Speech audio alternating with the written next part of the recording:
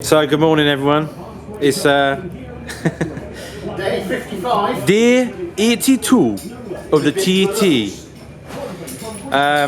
Tonight is qualifying night number 2 for us. We had nothing to do. We had nothing to do. We took all the engines out. We had nothing to do, so we took all the engines out and mixed them up a bit. Put back in. Yeah. Jack's bike is on the money. I think James, all that work over the past year really. Jack's bike is the second most powerful bike on the dyno, I believe. Oh, got Second- the most torque. The most torque, which says a lot about this Suzuki and obviously James's work. We had a bolt issue. A bolt issue. Like This is the official line. well, the riggers of the TT is Yeah. slightly different to short circuit, and we've never had it happen. But we've broken 3 sets of big end bolts. That's never happened before. Never happened before. Probably never happen again now. Rods are I hope not. pretty fine. I hope the not. bolts broke. But then again, the amount of torque we're making, Yeah. something's got to break. Yeah.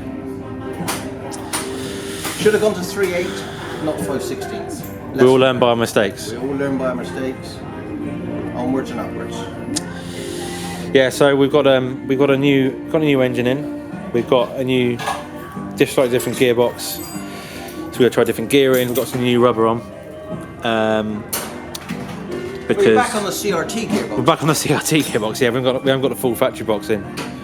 So, but yeah, I haven't changed other than the small matter of changing the engine The fuel and the fueling. Yeah, yeah. and the gearing. And the wheels and everything else. Apart from that, and the clutch, yeah.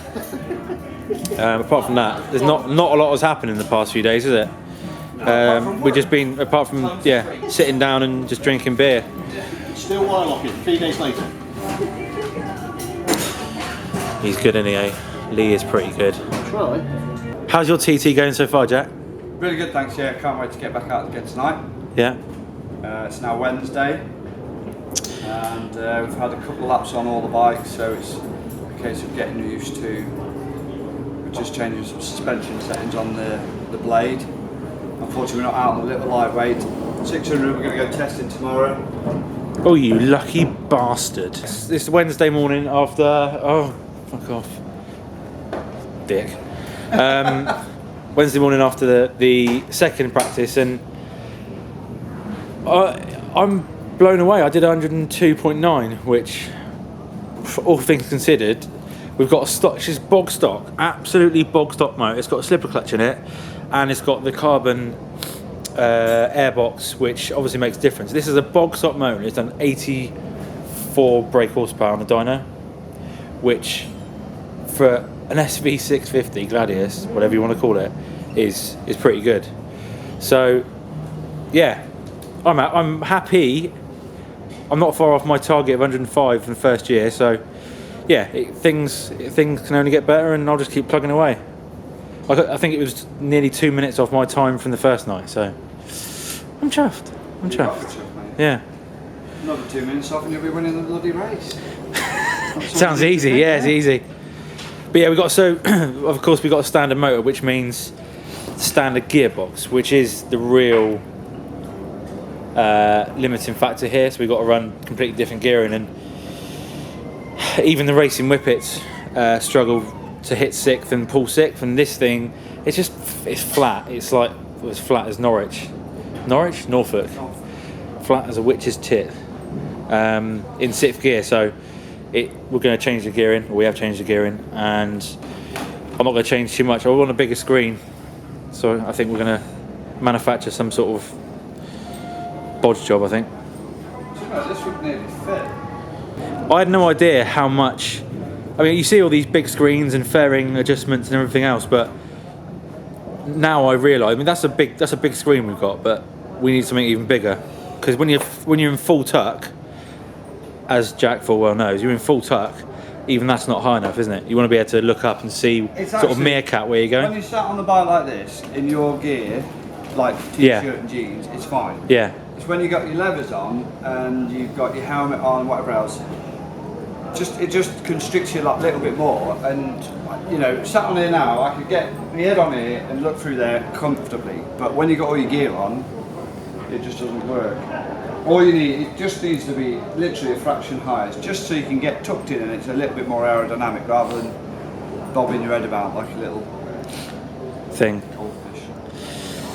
And last night was my first experience of low sun, and I tell you what, man, I mean, Did you suffer at top of for the first half, for the first quarter of the lap up until Ballacrane, it was impossible to see, and it sounds ridiculous, but a lot of it, even with my limited track knowledge, a lot of it's guesswork, isn't it? Because you just can't see anything, but you've got to commit, otherwise it's dangerous. It's bloody scary, yeah. It's terrifying. I've never been so scared in my life, but you know, the I've never had a race rush is like great it. because that's just Yeah. this time of day is lovely. Yeah, But yeah. going through some of the like, and the other thing, the worst thing is you've got the trees, haven't you? So you Yes, get like a the glimpse strobe. of something where you're going to aim for, Yeah, and then and it's gone. Yeah. And then like, you know, the sunlight will come back through or whatever you get, and it's like, oh, there it is. It's really, yeah, it's unnerving, especially when you're on these when you've got to commit to the corner. Handling wise for me, I just need to get it sorted for Ginger Hall to Ramsey because I've never had bumps like it, and from holding on the arm pump, I thought I'd experienced the arm pump. Yeah. Nah, this is savage. Yeah. I dread to think how you ride a I don't. 190 horsepower I don't. superbike I've got a round. stunt double that comes up there with me, and literally, you'll notice it. I go to the toilet literally just before I go out, and every time I go to the toilet, put my helmet on, come back out, it's a Stig, innit? But his balls are much smaller. Yeah, unfortunately, my wheelbarrow doesn't fit it. So, Yeah. yeah. The blade's actually really handling well. I must admit, it just doesn't turn. And I like to trail brake in the corners, and when you're trailing braking, you know, it just doesn't trail brake in the corners. So I'm having to brake in a straight line, lose all your sort of momentum, should we say, and Yeah. And confidence to turn in. yeah, exactly Yeah. that. And this place is all about keeping those momentums going as such to piece the jigsaw together, and that's where we're struggling. But yeah, I mean, I'm confident, you know, 122, 123 tonight from a standing start will be a good start, and then and build from there. But yeah, 124 is my goal, and I'm pretty sure we can do it. You're not far off. Faster. I'd love to go faster, but you know, we'll just see. We've got a long time to go. I mean, it's been 8 months since I rode a bike last, so I can't expect to jump on the bike and go straight away. I can expect to go on these bikes and jump, you know, get there straight away, and that's what we're going to do. So, all being well, we'll be there. Right, would you be alright to get his top signed? Yeah, of course, yeah. Yeah? Get it signed. See you in a minute, Rockstar. Have you sorted this out just for the TV? How do you ride the bumps of Ginger Hall and Ramsey? Right, okay, so on your twin, this is all you need to do. And I'll describe. Because I can't even hold full throttle at the moment. Is Is it that? Yeah. Oh, right, okay, right. It's not even that scary. It's not even. I can't even hold full throttle because it's that scary. If you're going through, you know, as you go through Kerrimore, drop down the Yeah, bottom of Kerrimore, yeah. you flick round to the right, into fourth gear before you take the left flick, and then you Yeah. stand yourself up.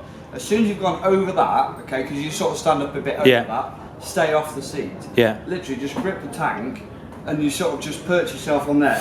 And all you're doing, the bike's just moving underneath you, and you're literally just wiggling around. Obviously tucked in, which I can do without the gear on. So tucked in, and it's just literally that. And all you got to do is just keep it wound on. Don't let off at all, especially on these. Even on the blade, you don't really let off.